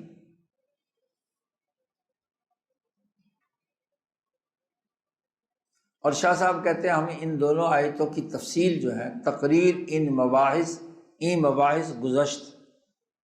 پیچھے شروع کی فصلوں میں شاہ صاحب نے جہاں آیات خلافت جمع کی ہیں ان میں 2 آیتوں کی تفصیلی بحث شاہ صاحب کہتے ہیں ہم پیچھے لکھ چکے ہیں، وہاں ان کو دیکھا جا سکتا ہے۔ تدلیس اس حوالے سے بھی نازل ہوگی ازاں جہت کہ اللہ تعالیٰ نے فرمایا ہے قل للمخلفین من الاعراب، سورۃ الفتح میں، ستدعون الی قوم اولی باس شدید تقاتلونہم او یسلمون۔ صلح حدیبیہ کے موقع پر جو لوگ پیچھے رہ گئے تھے، ان مخلفین سے پیچھے رہنے والوں سے کہہ دیجئے جو دیہاتی ہیں، ستدعون الی قوم اولی باس شدید، عن قریب تمہیں بلایا جائے گا، دعوت دی جائے گی ایک بڑی طاقتور قوم کے مقابلے کرنے کی، اولی باس شدید تقاتلونہم، تم ان سے جنگ لڑو گے، اور یا یہ کہ وہ مسلمان ہو جائیں۔ فَإِن تُطِيعُوا، اگر جب تمہیں بلایا جائے اور تم جنگ لڑنے کی بات جو بلائیں تمہیں ان کی اطاعت کرو گے، تو یؤتکم اللہ اجرا حسنا، تو اللہ تعالیٰ تمہیں اجر حسن عطا کرے گا۔ اور وَإِن تَتَوَلَّوْا، اور اگر تم پیچھے رہ گئے، جیسا کہ صلح حدیبیہ میں حدیبیہ کے موقع پر جانے سے پیچھے رہ گئے تھے، تو یعذبکم عذابا علیما۔ یہ آیت سورۃ الفتح کی ہے۔ واحدی کہتے ہیں کہ اکثر مفسرین بتلاتے ہیں کہ یہ جس قوم کا ذکر کیا ہے نا، ستدعون الی قوم اولی باس، اور اس سے کہا تھا مخلفین من الاعراب، کہ دیہاتیوں میں سے جو پیچھے رہنے والے ہیں، یہ بنو حنیفہ ہیں، ہؤلاء بنو حنیفہ، جن سے جنگ لڑنی تھی اتباع مسلمہ۔ یہ جنگ یمامہ ہے جس میں کیا ہے، مسلمہ کذاب سے جنگ ہوئی تھی، تو یہ اولی باس شدید یہ قوم ہے مراد، اکثر مفسرین کہتے ہیں۔ رافع بن خدیج کہتے ہیں کہ ہم یہ آیت پڑھا کرتے تھے لیکن ہمیں نہیں پتہ تھا کہ یہ کون لوگ ہیں جن سے ہماری جنگ ہوگی، یہاں تک کہ ابو بکر صدیق رضی اللہ تعالیٰ عنہ نے بنی حنیفہ کے خلاف جنگ لڑنے کے لیے ہمیں دعوت دی۔ مسلمہ کذاب کا جو قبیلہ ہے وہ بنی حنیفہ کہلاتا ہے، تو اس کے خلاف جنگ لڑنے کے لیے انہوں نے بلایا ہمیں، تو فعلمنا، ہمیں پتہ چلا کہ اس آیت میں جس قوم کا تذکرہ ہے اس سے مراد یہ قوم تھی۔ ابن جریج کہتے ہیں کہ تمہیں بلائیں گے عمر فاروق کسریٰ ایران کے مقابلے میں جنگ لڑنے کے لیے، تو قاتلونہم او یسلمون او یکون منہم الاسلام فإن تطیعوا ابا بکر و عمر، اگر تم نے ابو بکر و عمر کی اس دعوت کی اطاعت کی تو تمہیں اللہ تعالیٰ اچھا اجر یعنی جنت دے گا، اور اگر تم نے روگردانی کی، ان دونوں کی اطاعت نہ کی، جیسا کہ تم نے رسول اللہ صلی اللہ علیہ وسلم کی اطاعت نہیں کی تھی حدیبیہ کی طرف جانے کے سلسلے میں، تو یعذبکم فی الآخرۃ عذابا علیما۔ یہ آیت شیخین کی خلافت پر بڑی وضاحت کے ساتھ دلالت کرتی ہے، ابو بکر و عمر کی،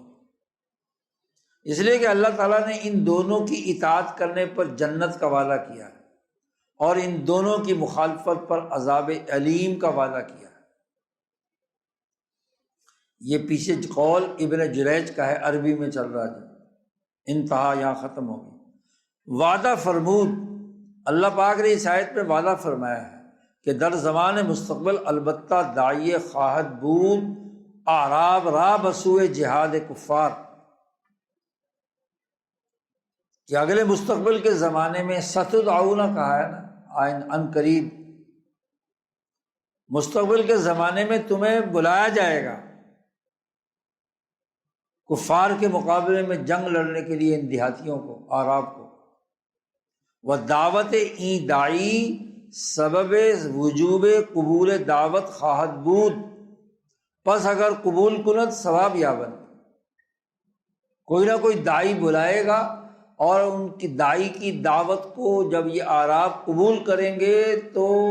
ثواب پائیں گے، اور اگر قبول نہیں کریں گے تو سزا پائیں گے۔ یہ آیت لازمی طور پر ان دونوں حضرات کے استخلاف کے حقانیت پر واضح دلیل ہے۔ و دعوت و جہاد اشہر و اعظم صفات خلیفہ است۔ جنگ لڑنا، اس کی دعوت دینا، یہ کسی حکمران کی صفات میں سب سے زیادہ مشہور اور عظیم۔ خلیفہ بنتا ہی اس لیے، حکمران بنتا ہی اس لیے کہ اپنی قوم کی حفاظت کے لیے دشمنوں سے جنگ لڑے۔ تو خلیفہ کے بنیادی اوصاف میں سے یہ کام ہے دعوت دینا۔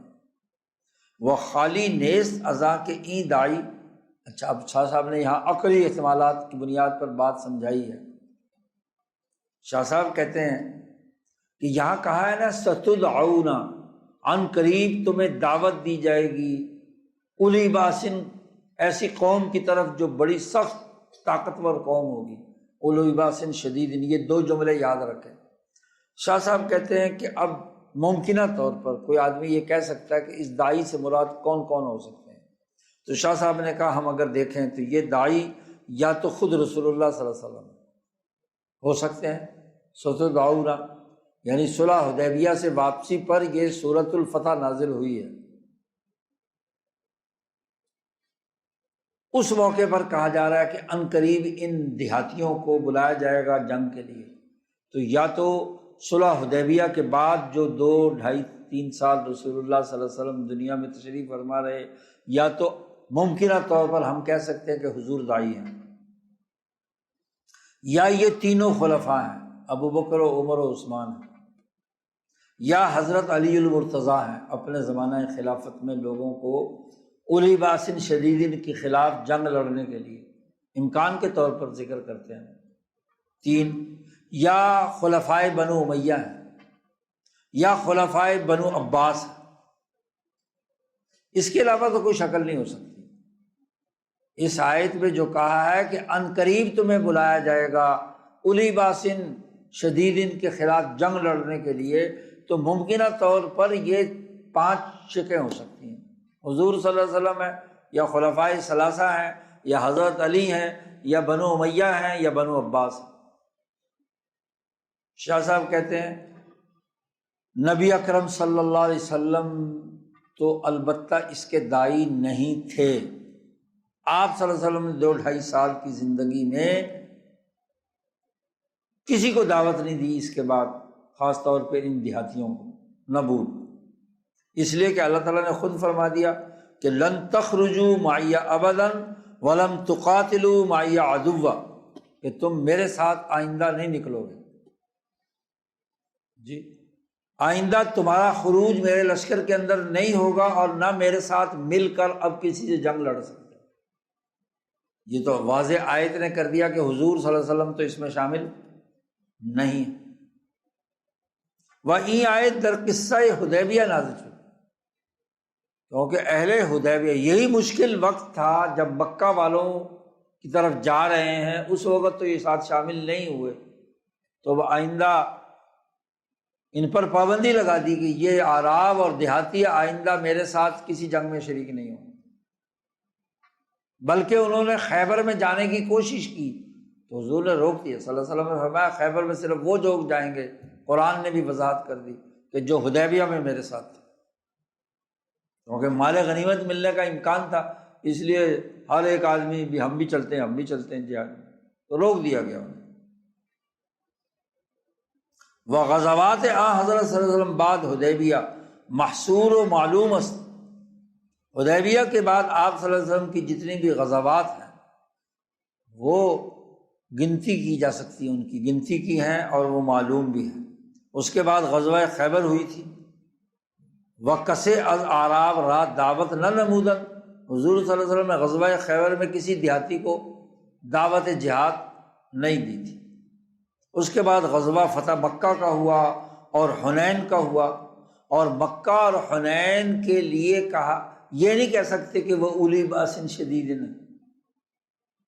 جی، این قتال بقوم اولی باسن نبود،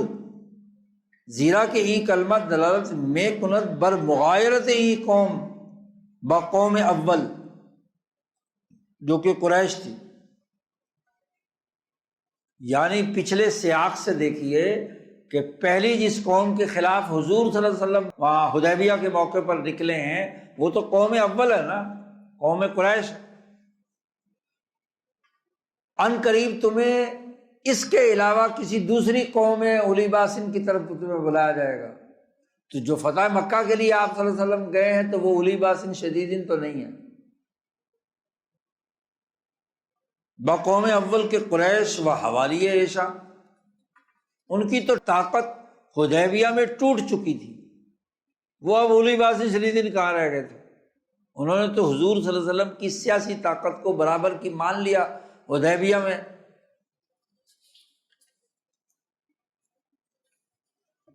وظاہر از اولی باسن شدید است، اولی باسن شدید کا ظاہر یہ مطلب ہے کہ وہ قریش سے زیادہ طاقتور اور زیادہ اسلحہ اور زیادہ قوت رکھنے والے ہیں بنسبت قریش شدت باس داشتہ باشد و ای معنی، اور یہ اولی باسن شدیدین کا معنی سوائے رومیوں اور اجمیوں کے اور کسی پر پورا نہیں اترتا، یعنی قیصر و کسریٰ مراد ہے اولی باسن شدیدین۔ تو اب قیصر و کسریٰ کے خلاف جنگ میں ان مدینے کے دیہاتیوں کو کس نے دعوت دی؟ تو رسول اللہ صلی اللہ علیہ وسلم نے تو دعوت نہیں دی، یہ بات طے ہے، اور نہ علی المرتضیٰ نے دعوت دی، نہ مرتضیٰ، زیرا کہ مقاتلات وے رضی اللہ عنہ برائے طلب خلافت بود نہ بجہت اسلام۔ حضرت علی المرتضیٰ کی جتنی بھی لڑائیاں ہوئی ہیں وہ حکومت حاصل کرنے کے لیے ہوئی ہیں، اسلام کے پھیلاؤ اور غلبے کے لیے نہیں ہوئی۔ ان کے زمانہ خلافت 6 سال میں انہوں نے جتنی بھی لڑائیاں لڑی ہیں وہ اپنی حکومت کو اس مستحکم بنانے کے لیے، حکومت کے استحکام کے لیے ہی جنگ جمل ہوئی، حکومت کے استحکام کے لیے جنگ صفین ہوئی، حکومت کے استحکام کے لیے خارجیوں کے خلاف جنگ نہروان ہوئی۔ تو حکومتی ریٹ کو بحال کرنے کے لیے علی کی جنگیں ہوئی۔ غلبہ اسلام، دین اسلام کی دعوت، اس کے پھیلاؤ کے لیے تو علی المرتضیٰ کے 6 سالہ دور میں کوئی جنگ نہیں ہوئی، تو وہ اولی باسن شدیدن کی طرف جنگ لڑنے کے لیے انہوں نے کیسے دعوت دی؟ تو نہ تو حضور صلی اللہ علیہ وسلم مراد ہیں اس ستدعون کے اندر، اور نہ ہی علی المرتضیٰ داعی ہیں۔ اور بنو امیہ اور بنو عباس کا تو ذکر ہی کیا ہے، انہوں نے بھی کسی کو دعوت نہیں دی کسی بڑی طاقت اور قوت کے خلاف جنگ لڑنے کی، تو نہ بنو امیہ اس میں شامل ہیں، نہ بنو عباس اس کے اندر شامل ہے، نہ علی المرتضیٰ شامل ہے، نہ حضور صلی اللہ علیہ وسلم شامل ہے۔ اس آیت کی مصداق صرف اور صرف یہ 3 خلفاء ہیں، ابو بکر و عمر و عثمان۔ اعراب حجاز را بقتال کفار، بنو امیہ اور بنو عباس نے دعوت نہیں دی، ہوا معلوم من التاریخ قطعا، قطعی طور پر یہ بات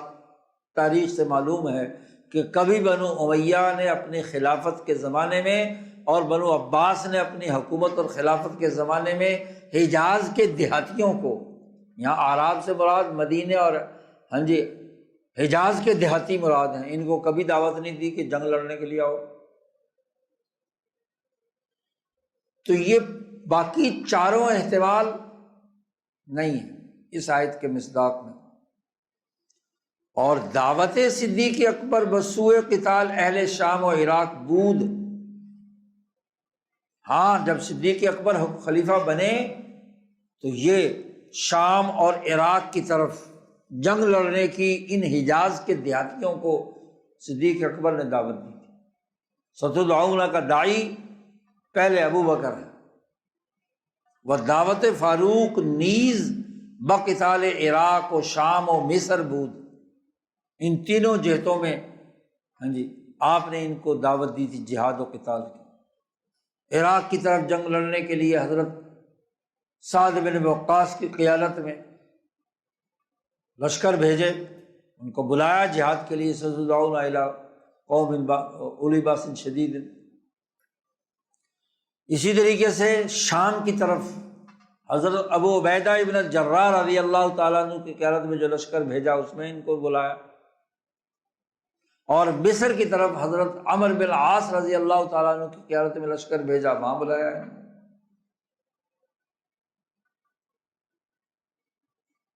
اسی طریقے سے دعوت ذی النورین حضرت عثمان غنی رضی اللہ تعالیٰ عنہ نے ان حجاز کے اعرابیوں کو، دیہاتیوں کو، خراسان، افریقہ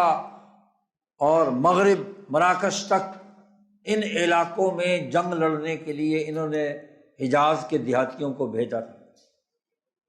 خراسان فتح ہوا، کابل تک کی فتوحات حضرت عثمان رضی اللہ تعالیٰ عنہ کے زمانے میں ہوئی ہیں، پورا خراسان فتح ہو گیا، پورا افریقہ فتح کیا، مصر پورا علاقہ، مغرب تک۔ شاہ صاحب کہتے ہیں کما ہوا مبسوط فی التاریخ، جیسا کہ تاریخ میں تفصیل سے یہ بات لکھی گئی ہے۔ پس دعوت عیشاں واجب الامتثال بود، ان تینوں حضرات کی جو دعوت تھی وہ واجب الامتثال تھی، اس کی بات کو پورا کرنا واجب تھا ان پر۔ وَإِن صفت خلیفہ حق است، اگر قرآن کی اس آیت سے دعوت صرف ان تین خلفاء کے زمانے میں ثابت ہو رہی ہے تو اس کا مطلب یہ کہ خلیفہ برحق تھے، انہوں نے خلافت کے حاصل کرنے میں کسی قسم کی زیادتی اور جابر اور ظالم نہیں تھے، خلیفہ حق است۔ وچوں حقیت ایشاں در دعوت بجہاد روم و عجم ظاہر شد، اور جب ان حضرات کی حقانیت قیصر و کسریٰ، روم و عجم کے جہاد کی دعوت کے حوالے سے واضح ہو کر ظاہر ہو گئی تو جمیع احکام ایشاں واجب الامتثال باشد، تو ان کے تمام احکامات جو انہوں نے 25 سال کی حکمرانی کے زمانے میں تینوں حضرات نے جاری کیے وہ بھی واجب الامتثال ہیں، انہیں پورا کرنا بھی لازم اور واجب ہے۔ زیرا کہ متکلمان بکلمہ اسلام، متکلمین جو اسلام کا کلمہ اس بات پر متفق ہیں کہ بر دو قول جمع اثبات وجوب انقیاد ایشا کردان در جمیع احکام و جماعت نفی وجوب انقیاد ایشا میں کند۔ دو ہی صورتیں ہیں کہ جب ایک حکم ان کا واجب الامتثال ہے تو تمام احکام میں واجب الامتثال ہے، اور اگر ایک میں نفی ہے تو باقی میں بھی کیا ہے؟ نفی ہے۔ فلما بطل الثانی، جب دوسرا احتمال کی نفی ہو گئی تو تعین الاول، تو پہلا احتمال ثابت ہو گیا کہ ان کی خلافت حقانی ہے، حقانیت پر مبنی ہے۔ اگر اس آیت مبارکہ کے اندر جو ان حضرات کا ذکر کیا گیا ہے تو پھر قباحت لازم آئے گی کہ اس آیت میں تدلیس کی ہے، اور اللہ پاک تدلیس سے برتر، بلندتر۔ پھر اس پہلو سے بھی تدلیس لازم آئے گی۔ وَأَذَا جہت ایک اور آیت پیش کر دی کہ اللہ تعالیٰ نے فرمایا ہے یا ایھا الذین آمنوا من یرتد منکم عن دینہ فسوف یأتی اللہ بقوم یحبهم ویحبونہ۔ اس آیت کی تفصیل پہلے کئی دفعہ گزر چکی ہے۔ یہ آیت دلالت کرتی ہے کہ وہ جماعت محبوبین کاملین اور مرضیین جہاد میں سے ہے جو مرتدین سے جہاد کریں گے، اور یہ معنی نبی اکرم صلی اللہ علیہ وسلم کے زمانے میں ظاہر نہیں ہوا تھا۔ مرتدین سے جنگ اور لڑائی اور قتال جو جماعت کرے گی اللہ ان کو محبت کرتا ہے اور وہ اللہ سے محبت کرتے ہیں۔ جو بھی فتنہ ردت کے زمانے میں مرتدین سے جنگ لڑے گا اس کے بارے میں اللہ نے کہہ دیا کہ یحبہم ویحبونہ۔ حضور صلی اللہ علیہ وسلم کے زمانے میں یہ معاملہ ظاہر نہیں ہوا تھا، اس لیے کہ اسود عنسی نے حضور صلی اللہ علیہ وسلم کے زمانے میں خروج نہیں کیا تھا مرتدی ارتداد کا۔ فتنہ ارتداد تو ابو بکر کے زمانے میں پیدا ہوا۔ وہاں جناب بسوئے وے لشکر میں روان نہ کردہ، حضرت نبی اکرم صلی اللہ علیہ وسلم نے اس کے خلاف لشکر روانہ اپنے زندگی میں نہیں کیا تھا، تو نہ تو اس آیت کے مصداق خود رسول اللہ صلی اللہ علیہ وسلم ہو سکتے مرتدین کے مقابلے والی، اور شاہ صاحب کہتے ہیں وَنَذَرْ ایام حضرت مرتضیٰ، اور نہ ہی مرتدین کا پھیلاؤ حضرت علی المرتضیٰ کے زمانے میں ہوا تھا، زیرا کہ قتال عیشاں، اس لیے کہ حضرت علی المرتضیٰ کی جنگیں جو ہیں وہ تو ان کی حکومت کو جو نہ تسلیم کرنے والے تھے یا وہ جو خارجی تھے ان کے ساتھ ہوا ہے۔ علی المرتضیٰ کی کوئی جنگ مرتدین کے خلاف نہیں ہوئی، نہ مرتدین۔ ایسے خلفائے بنو عباس بھی اس آیت کے اندر شامل نہیں ہو سکتے، نہ خلفائے بنو امیہ اس کے اندر شامل ہو سکتے ہیں۔ انہوں نے کسی مرتدین کی جماعت کے خلاف جنگ کشی نہیں کی، بطریق فوج کشی قتال نہ کردن۔ ومفہوم از فحوائے آیت جمع رجال و نسب قتال است، اس آیت کا جو سیاق و سباق ہے، فحوائے کلام ہے، وہ تو اس بات کی نشاندہی کرتا ہے کہ لوگوں کو جمع کیا جائے گا اور پھر جنگ لڑی جائے گی مرتدین سے۔ یہ آیت تو یہ کہہ رہی ہے کہ جو بھی تم میں سے دین سے مرتد ہوگا اس کے خلاف کیا ہے، وہ سوف یأتی اللہ بقوم،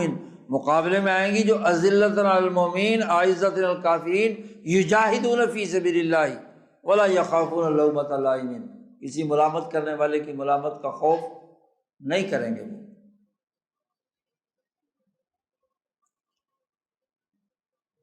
پس متعین شد، کہ متعین ہو گیا کہ مرتدین کے خلاف جنگ لڑنے والے عام موصوفین وہ صدیق کے اکبر ہیں اور فاروق اعظم ہیں، وہ جیوش عیشا بودن، اور عام طور پر عرف عام میں یہی ہے کہ قتال کی نسبت خلیفہ کی طرف کی جاتی ہے کہ فلاں بادشاہ نے جنگ لڑی، ہر چند وہ خود حاضر واقعہ نہ باشد، اگرچہ وہ خود اس جنگ کے اندر خود نہ بھی موجود ہو، لیکن منسوب تو وہ لشکر اس خلیفہ وقت کی طرف کیا جاتا ہے۔ بلکہ ہمارے حاشیے والے نے تو اس پر مزید اضافہ کیا کہ جب مدینہ کے جو مرتدین تھے اور جب انہوں نے اسود عنسی نے خروج کیا تھا تو حضرت ابوبکر صدیق نے تو بذات خود بھی جنگ لڑی مرتدین کے خلاف۔ واگر صدیق و فاروق خلیفہ نہ باشند، جمعے کے بامر ایشان جہاد کردن یا بابیت نمودن و با استخلاف ایشان راضی شدن، تو صدیق اکبر خلیفہ نہ ہوتے تو وہ کیسے جماعت کو حکم دیتے جہاد کے لیے اور اس کے لیے اور اس کے لیے؟ تو جہاد ان کے حکم پر ہی لوگ جمع ہوئے نا مرتدین کے مقابلے میں جنگ لڑنے کے لیے، تو ان کا استخلاف سے لوگ راضی تھے، وہ محبین بھی ہیں، محبوبین نہ بنتے تو وہی تبھی تو محبین بنے۔ وہ بعض این آیت دلالت میں کنت بر آنکے این جماعت محبین و محبوباً و بر مومنین رحماءً و بر کافرین اشداء و مجاہد باشن، یہ آیت یہ بھی دلالت کرتی ہے کہ وہ جو محبین و محبوبین کی جماعت ہے وہ مومنین پر رحم کرتے ہیں، کافروں کے مقابلے میں سخت ہیں اور جہاد کرتے ہیں اور کسی سے نہیں گھبراتے۔ تو یہ سارے کمال کے اوصاف کس کے اندر ہیں؟ انہی کی مرتدین کے مقابلے میں جنگ جو ابو بکر صدیق اور عمر فاروق کی ہوئی، اور پھر اللہ نے فرمایا ذالک فضل اللہ یؤتیہ من یشاء، یہ اللہ کا فضل ہے جس کو چاہتا عنایت کرتا ہے۔ یہ دلالت میں کنت بر کمال فضل و تناہی در ثنا، پس ثابت شد، یہ تمام دلائل سے یہ بات ثابت ہو گئی کہ شیخین اپنے ایام خلافت میں اپنی پوری جماعت کے ساتھ ان تمام اپنے جو متبعین ان کے تھے وہ صفات کاملہ کے ساتھ، ان صفات کاملہ کے ساتھ متصف ہیں کہ در شریعت بہتر ازاں وصف نیست، کہ شریعت میں اس سے بہتر عمدہ اوصاف نہیں ہو سکتے۔ ممدوح و مشمول فضل الہی بودن، وہ ممدوح اور اس فضل الہی میں شامل ہیں، اس تعریف میں شامل ہیں جو اللہ تعالیٰ نے بیان فرمائی ہیں، اور یہی مطلب ہے خلیفہ برحق ہونے کا، اور وہ دلالت کرتا ہے کہ انہی کو افضلیت حاصل ہے۔ شاہ صاحب نے آیات قرآنیہ کی تدلیس کے تناظر میں یہ بات ثابت کر دی کہ ان آیات کے اندر قباحت لازم آئے گی اگر یہ کہا جائے کہ خلفائے تینوں خلفاء جو ہے اپنی خلافت کے اندر درست نہیں تھے، تو ایسا نہیں ہو سکتا۔ آیات حق ہیں، جب وہ حق ہیں تو ان کی خلافت بھی حق ہے۔ باقی ایک بات وہاں شروع میں کہی تھی تدلیس کے حوالے سے، کہ نہ صرف یہ تدلیس یا عیب چھپانا قرآن میں لازم آئے گا، بلکہ رسول اللہ صلی اللہ علیہ وسلم کے کلام میں بھی لازم آئے گا، تو اسے بیان کرتے ہیں۔ وَأَمَّا تدلیس، ظلم تدلیس در کلام افضل انبیاء علیہ الصلاۃ والسلام بر تقدیر کے خلافت شیخین بل مشائخ ثلاثہ جور باشد۔ اگر ہم ان تینوں خلفاء کی خلافت کو غلط قرار دیں تو حضور صلی اللہ علیہ وسلم کی بہت ساری احادیث کے اندر بھی تدلیس لازم ہے۔ اس پہلو سے کہ نبی اکرم صلی اللہ علیہ وسلم نے ان بزرگوان تینوں بزرگوں کو جنت کی خوشخبری دی ہے، بے شمار احادیث میں، جو ہم پیچھے